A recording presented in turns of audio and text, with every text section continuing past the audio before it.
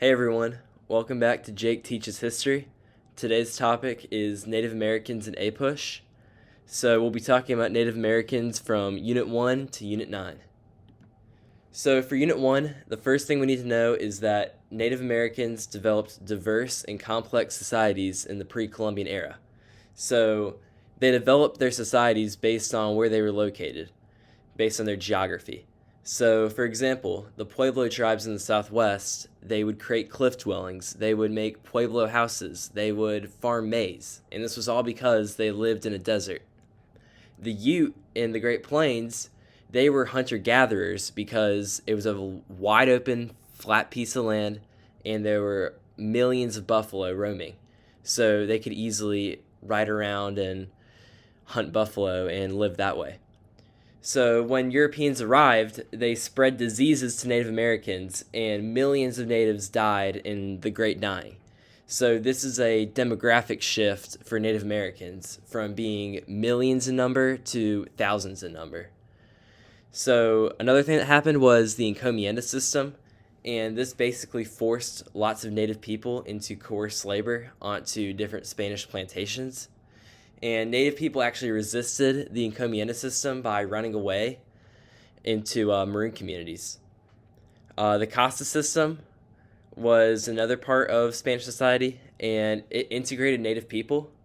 So Native people were at the bottom of the casta system, but they were also sometimes grouped into another part called mestizos, which was when a Spanish man would start a family with a Native woman, and their children would be called mestizos, and they'd be in that racial category. And another important thing is that the Pueblo Revolt in 1680 shows that natives were resisting Spanish colonial rule. In Unit 2, we can see how the French and Dutch were allying with Native Americans and how they saw them as trade partners. So the French were in the Ohio River Valley and near the Great Lakes, so they would trade with lots of the native tribes up there, like the Ottawa and all of the other tribes. So the Dutch were in New Netherland, and they would ally with the native tribes in order to maintain good trade. So the English, on the other hand, resorted to what's called wars of expulsion. So they would try and drive out the native people from their land and push them west. An example of this would be King Philip's War, aka Metacom's War. And what that war was that King Philip, aka Metacom, attacked British settlers as they started moving west into his territory, and that started the war. And after Metacom's eventual defeat, native tribes no longer threatened the westward expansion of European settlers in the Northeast. So we can also see that the Quakers were allying and negotiating with tribes like the Delaware, and this was mostly due to their religious beliefs. In Unit 3, we can see tribes like the Algonquin and Ojibwe siding with the French during the French and Indian War, and the eventual French defeat led to Native Americans being pushed back by the British even more. So we can see the effects of the British and French on the natives in the New World. So after the war, during Pontiac's War in 1763, when British settlers kept pushing west into the Ohio River Valley, the British decided to implement the Proclamation Line. And this didn't allow colonists to settle west of the Appalachian Mountains, and this was the start of a lot of colonial resentment, which could be seen as one of the causes of the Revolutionary War. Another thing that happened was the Northwest Ordinance in 1787, and this organized the Ohio River Valley, and it also encroached on native territory. And eventually the Ottawa and Shawnee were defeated at the Battle of Fallen Timbers, and this ended a lot of native resistance in the Ohio River Valley. In Unit 4, we can see how the Louisiana Purchase under Thomas Jefferson encroached on native land even further, but we can also see how some natives were willing to help, like Sacagawea, for example, and her journey with Lewis and Clark. During the War of 1812, we can see how Tecumseh's coalition of tribes were part of the main causes of the war. So Tecumseh was this native leader, and he was receiving help from the British. And Tecumseh feared the continued U.S. westward expansion, so he formed a coalition of Native Americans to fight back. and he was famously defeated by William Henry Harrison at the Battle of Tippecanoe. So the War of 1812 was yet another defeat for native tribes that were allied with Britain, and this led to them being pushed back even further. During the 1830s, during Andrew Jackson's presidency, we can see the passage of the Indian Removal Act, which led to thousands of natives being pushed westward to Oklahoma. But we can also see that the Cherokee fought this in the Supreme Court case of Worcester v. Georgia, where the Supreme Court actually ruled that they had a right to their land, but Andrew Jackson actually ignored the Supreme Court and sent thousands of them west to die on the Trail of Tears.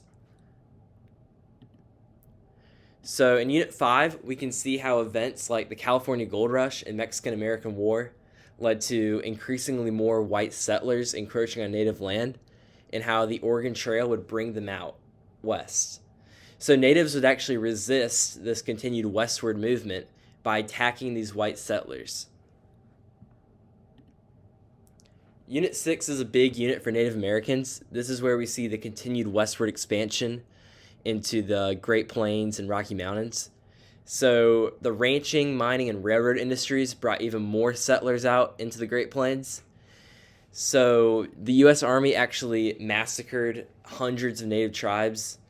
Good examples of this are the Sand Creek Massacre in 1864 in Colorado, in which around 200 native people were slaughtered by the U.S. military, and the Wounded Knee Massacre in 1890, in which also hundreds of natives were slaughtered by the U.S. government. So the Bureau of Indian Affairs restricted the rights and liberties of native people. So the Bureau of Indian Affairs was part of the U.S. government, and their whole job basically was to manage the Native Americans out west and manage the reservations and all of that. But their main goal was to restrict all the rights of the natives. So they would put the children in boarding schools, they would use forced assimilation, and the natives were forced to comply with the U.S. government. The Dawes Act in 1887 actually led to reservations being broken up, and this forced native families to live on 160-acre plots of land. And these weren't good plots of land or anything, but this can be seen as part of the assimilation that the U.S. government was having natives go through. So resistance from Native Americans can be seen in the Ghost Dance movement and the Battle of Little Bighorn. So the Ghost Dance movement was sort of a cultural revitalization caused by the prophet Wovoka, and he preached that the natives' ancestors would come back and push the white men off their lands. And the whole Ghost Dance movement led to the Wounded Knee Massacre. And the Battle of Little Bighorn was in Montana, and General Custer was defeated by a native army, causing him and his 200 men to perish. Standing Bear v. Crook was a Supreme Court case that challenged the U.S. government and the rights of Native Americans.